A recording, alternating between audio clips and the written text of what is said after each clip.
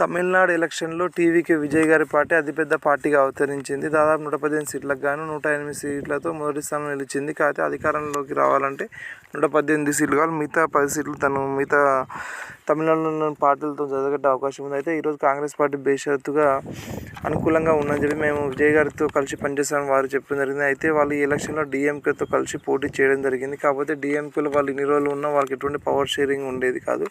అయితే ఈరోజు మాకు 2 మంత్రి పదవులు కావాలని అడగడంతో వారు విజయ్ గారు అంగీకరించినట్టు తెలుస్తుంది. ఆయన పార్టీ వాళ్ళకు అంటే కాంగ్రెస్ పార్టీ చీఫ్ అదే లేఖ అక్కడ నుంచి తమిళనాడులో ఉన్న కాంగ్రెస్ నాయకత్వం కూడా అందుకు అనుకూలంగా విజయ్ గారిని కలిసి వారి బేషరతుగా అంగీకారం చెప్పడం జరిగింది. మిగతా 5 సీట్లకు ఎవరితో కలిసే అవకాశం ఉందని చూస్తే అయితే అక్కడ మొత్తం ఇండిపెండెంట్ సీట్లు 12 సీట్లు వచ్చాయి. అందులో బీజేపీకి 1 సీటు వచ్చింది, కాంగ్రెస్కి 5 సీట్లు వచ్చినాయి, ఏఐడిఎంకేకి 47, డిఎంకేకి 50 సీట్లు వచ్చాయి, సిపిఐకి 2, అయితే సిపిఐతో కలిసే అవకాశం కూడా తెలుసు 2 సీట్లు.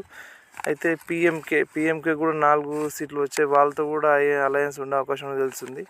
వీసీకే కూడా 2 సీట్లు వచ్చాయి, డిఎండికి 1 సీటు వచ్చింది, అమ్మ ముక్కలు మన్నెట్ల గజంగా కూడా టీడీ దినకర పార్టీ వీరు కూడా 1 సీటు వచ్చింది. అయితే దినకర కలవకుండా మాత్రం వీసీకే డిఎండితో కలిసే అవకాశం ఉంది. అయితే ఇండియన్ యూనియన్ ముస్లిం లీగ్ 2 సీట్లు వచ్చాయి. కాకపోతే ఆయన మతతో పాటు దూరంగా ఉంటారని బీజేపీ ఆర్ఎస్ఎస్ దాన్ని వ్యతిరేకమని సైద్ధాంతికంగా వారు వ్యతిరేకంగా చెప్పడం జరిగింది. సో ఆర్ఎస్ఎస్ వ్యతిరేకం అన్నట్టే ఇండియన్ ముస్లిం కూడా వ్యతిరేకంగా ఉండే అవకాశం ఉన్నట్టు తెలుస్తుంది. అయితే వాటితో కూడా తను వ్యతిరేకంగా పనిచేసే అవకాశం ఉంది. కాబట్టి అయితే మాకు ఇప్పుడు సిపిఐ 2 సీట్లు వచ్చే అవకాశం ఉంది, బీసీకి 2, డిఎండికి 2, కాంగ్రెస్ అంటే మొత్తం మెజార్టీ కావాల్సిన సీట్లు తను సంపాదించినట్టు అవుతుంది. సో పార్టీ అధికారంలోకి ప్రమాణ స్వీకారంతో అయితే తన బల నిరూపణ కావడానికి ఒక 2 వారాలు కోరే అవకాశం ఉన్నట్టు తెలుస్తుంది. ఈరోజు గవర్నర్తో మాట్లాడిన తర్వాత ఇదేమైనా సరే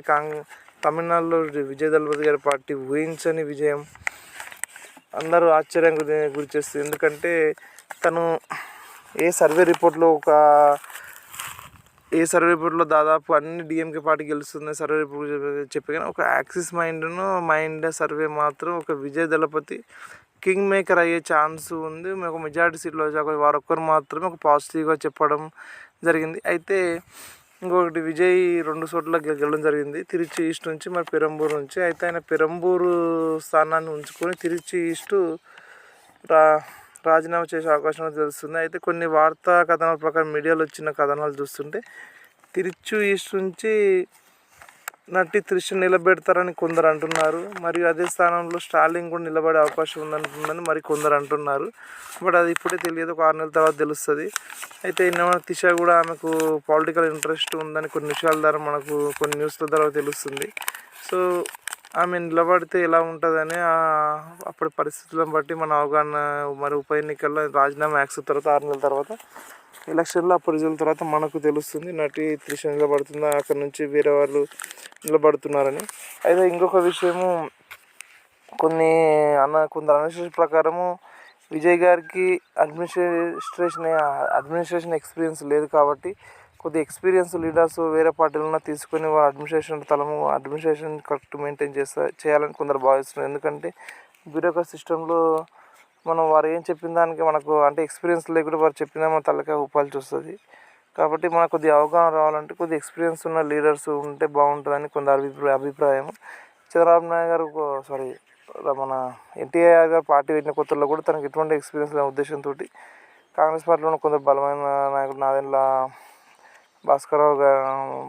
నాదెండ్ల గారిని తీసుకోవడం జరిగింది. మరియు తర్వాత ఎలక్షన్ అయిన తర్వాత చంద్రబాబు నాయుడు గారు తీసుకోవడం జరిగింది. వీరు అడ్మినిస్ట్రేషన్లో ఎన్టీఆర్ గారికి హెల్ప్ చేయడం జరిగింది. కాబట్టి విజయ్ ఆచితూచి నిర్ణయం తీసుకోవాలని అందరూ అభిప్రాయపడుతున్నారు.